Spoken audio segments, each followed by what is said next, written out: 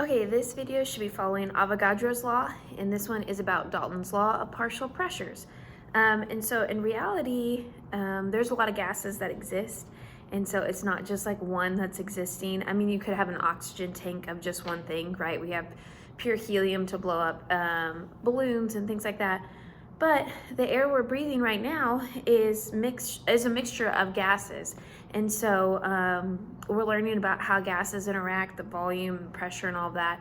And so this is talking about those pressures because each of them are exerting a pressure. And so what it's saying is, what Dalton law is saying is the total pressure in the container is the sum of all the partial pressures. So it's all those partial pressures added together. So if you think about the air that we're breathing right now we're at 1 atmosphere of pressure, and we have helium, hydrogen, oxygen, nitrogen, a ton of other gases in the air, and all of those are having some partial pressure that is less than 1, that when we add them all together, it equals about 1 atmosphere. And so we have examples in the notes. So it says, the first example says, adding oxygen to a tank containing air will increase the pressure in the tank. And so if I already have some sort of tank and it has air in it and I start to pump in oxygen, the pressure is going to go up because we're adding a new gas with a new pressure. And so all those pressures added together. So we have an actual example problem that we're going to work out. It says, what is the total pressure in kilopascals of a mixture containing oxygen at a pressure of 2.55 atmospheres, nitrogen at 3.1 atmospheres, and hydrogen at 1.05 atmospheres? So we have 3 different gases, that would be oxygen, nitrogen, and hydrogen. And so they're all going to be adding to this pressure. And so you can convert to kilopascals first or last, but I'm just going to show you the concept, okay? So I know in this case I have P total is going to be oxygen, the pressure of oxygen, plus the pressure of nitrogen gas, plus the pressure of hydrogen gas, okay? And so I know that the pressure of oxygen, it tells me, is 2.55 atmospheres. I know that the pressure of the nitrogen is 3.1 atmospheres, and I know the pressure of the hydrogen, I keep wanting to say helium this morning, hydrogen is 1.05 atmospheres. So first thing I'm going to do is just going to plug them all in. So we have P total is equal to 2.55 plus 3.1 plus 1.05, okay? And you can use an calculator, a calculator. Oh my goodness, it is a morning, I guess, to solve for all of these, which I will because pregnancy brain, I can't add them in my head.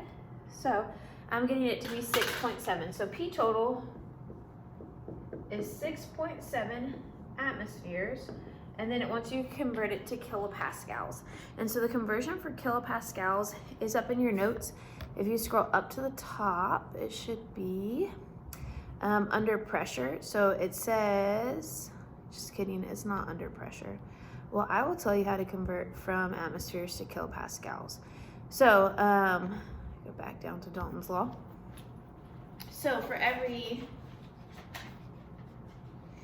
where is my AP chart? It's on here somewhere.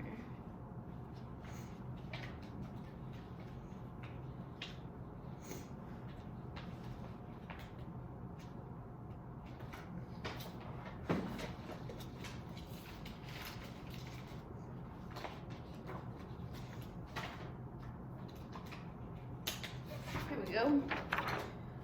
Okay, and you don't have to have this memorized, and I'm not going to make you do this on quizzes or tests or anything like that or on your final, but for every 1 atmosphere, it's equal to, I don't even have it memorized, it should be like 101, but that would be for pascals. This one doesn't have it on there either, it just has millimeters of mercury. All right. Well, then we'll Google it real fast. Normally I just Google it on my phone, but I'm using my phone to record.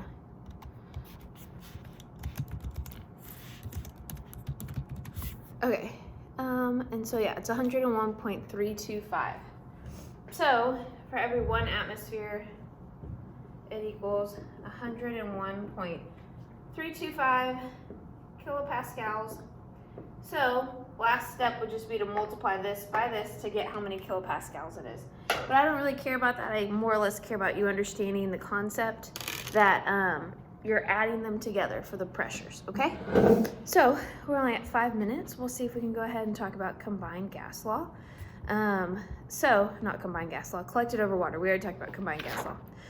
So an experiment that we do in the lab a lot is we'll make sure that it's the only gas that we're getting, and one of the best ways to do that is to shoot it through water, because then we can see all the bubbles and control it and make sure that we're getting everything. And so we do this a lot, and we collect all kinds of gases that way. And so whenever we do that, though, it's not truly just that only gas, because we have water pressure in the air all the time. We call it humidity or different things like that, but there's always water in the air, and whenever we shoot a gas through water, it obviously collects some water with it. And so we have to then consider water. So anytime that it says a gas is collected over water, we have to take into account water's vapor pressure, is what we call it, at that temperature. And that's what it's saying here. It says, when a gas is collected by bubbling it up through water, the collected gas picks up water in the amount directly related to the temperature. The pressure of the water must be subtracted from the initial pressure. And so it says, the example problem, a quantity of gas is collected over water at 8 degrees Celsius in a 353 milliliter vessel. The pressure is 0.834 atmospheres. What volume will the dry gas occupy at standard pressure if temperature is held constant? And so I have to tell you, or you could look it up, there's charts on the vapor pressure of a gas at 8 degrees Celsius. And so you look that up, and then you just subtract it from the total pressure. So it's not complicated. It's this same concept here. So that total pressure that you're getting for that reading, that 0.834 atmospheres, is including the water vapor. So it's the gas that you collected plus the water vapor. And so first you have to subtract out the water vapor to then solve for your quantity of your gas. So hopefully that makes sense. That's all for this video. So that is Dalton's law and collected over water, which I'm not going to ask you about collected over water on your test, but it is good if you're interested in college chemistry.